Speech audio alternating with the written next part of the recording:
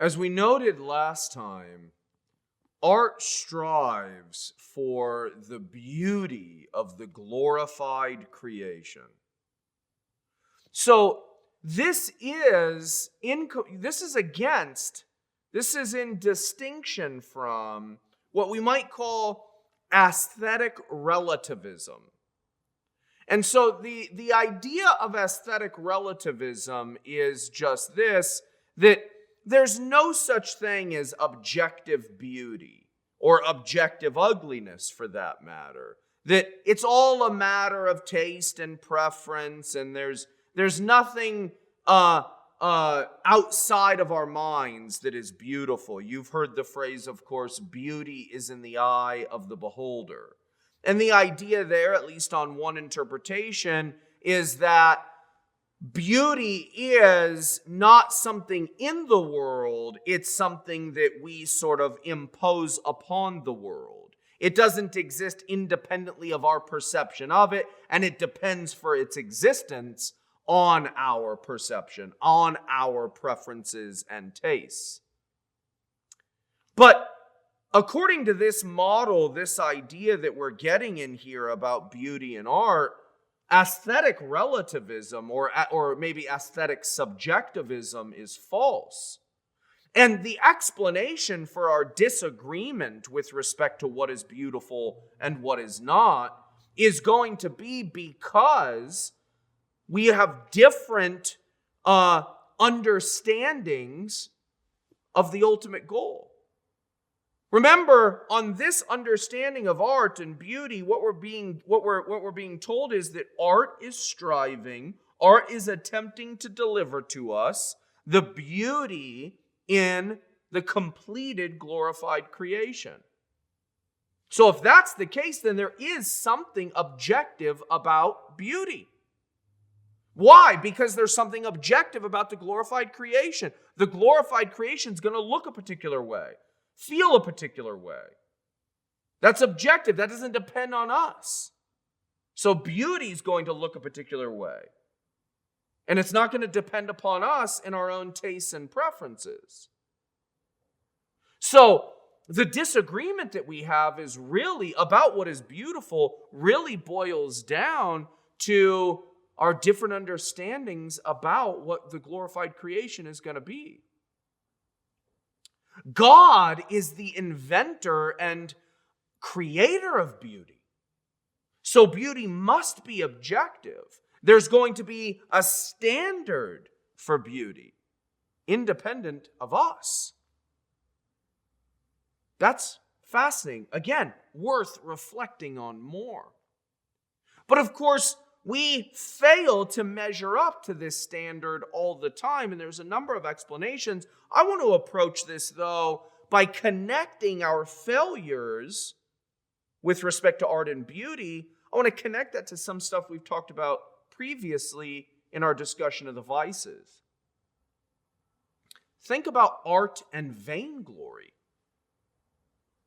We might do art. We might start off doing art because we just love it, the creative process. We appreciate beauty, want to see it expanded and magnified. But we've seen already how those perfectly natural, wonderful desires can easily be distorted, twisted, perverted for vainglorious reasons. Maybe for fame, maybe for attention, maybe for recognition, for approval from others. We end up pursuing art and beauty and its ability to point us to direct us to unite us to God in various ways falls to the wayside. And so what's going to be the result? Well, it's going to be unsurprising that we end up getting all sorts of art that is bad, that is ugly, that is immoral. Think about the connection between art and greed, right? Maybe we start off doing art because of beauty, because the creative process is wonderful, because we see the connection between what we're doing and the glory, the beauty of the completed creation, or how this all points to God. And then as time goes on, we start doing it merely for the purpose of money. And so both of these, the vainglorious pursuit of art or the greedy pursuit of art, of course, can ruin art. And they ruin art primarily because beauty is no longer what we're after.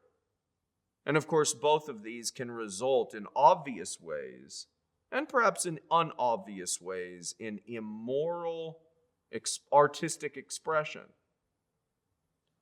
Right? We can wind up, if these are our motivations, fame, money, honor, recognition, if those become our motivations, then the danger here, of course, is that we'll do anything in order to get them.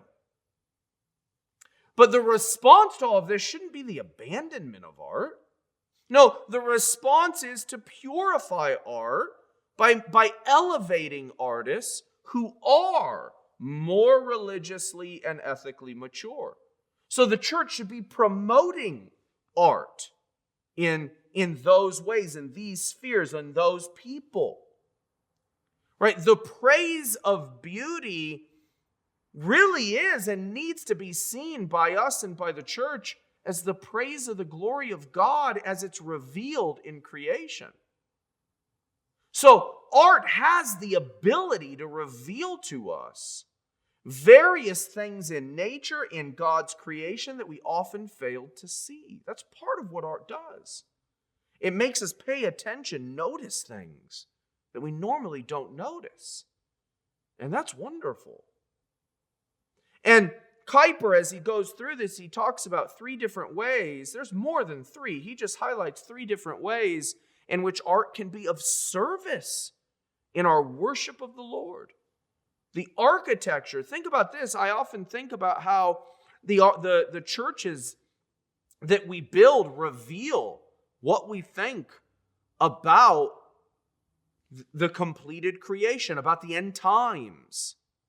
Right? People who build churches that are designed to last for thousands of years, presumably they think that we're still going to be doing the work. We're still going to, the gospel needs to continue to go out. The kingdom of God is growing. Maybe people who build churches that are designed to last 50 years, maybe they don't have that same view of the trajectory of the creation. Architecture tells us something about our understanding of creation, our understanding of history, our understanding of God. You have architecture that you go in and you sort of sense the awesomeness, the majesty, the mystery of the world and of God. You have architecture churches that are designed to point you forward to the Lord's table. And you have churches that are designed completely differently. This, again, reveals our understanding of beauty and its relationship to God. Song and music, of course, these can be in service of worship. But again, there are dangers lurking here. So art can be of service to worshipers of God. We all know that art can commit evil, right? That you can have bad art that actually deepens and furthers our abandonment and disobedience. Art that can ruin us. Even non-Christians can see that. Right? We might disagree over exactly which art can ruin, which art can be done badly, wrongly, evilly. But non-Christians still recognize that, of course, art can do that. Now, the danger here is not necessarily in us becoming idolaters of art. The danger is in allowing art to direct our attention away from the glory of God, which is the point of art itself. We, again, just go back to some of the things that we've talked about already. Art as symbol, the creation as a whole points to God, images God in various ways. We can easily focus all of our attention on the creation and not on the God who created it. Kuyper goes and he talks about dangers in various different art forms. I think his discussion there is worthwhile and worth thinking about and worth applying to other things. Dangers involved in all sorts of artistic expression, just as we have dangers involved in all sorts of scientific pursuits. A lot of art does try to reject or transgress various moral rules, just as a lot of science does too. In the end, we won't get something beautiful. We won't get something deep. We'll get something destructive. But as we just noted, art can also aid us in worship. It can aid us in our relationships. The beauty and splendor of the creation is a work of art. And the beauty and splendor of the redeemed creation will make the beauty we experience now seem small. Just as science can be perverted and distort the image of God in humans, and thereby distort the nature of God himself, art can distort the image of God in humans, and thereby distort the nature of God. In these ways, both science and art can point us away from God. But that is a reason for Christians to become scientists, to become artists, not a reason for Christians to ignore science and art. Knowing who God is, what we are, and our ultimate purpose can deepen both science and art. Indeed, when done well, science and art can help complete the work that we are all called to perform. Science and art, when done properly, with the glory of God as their aim, can help to bring about the kingdom of God.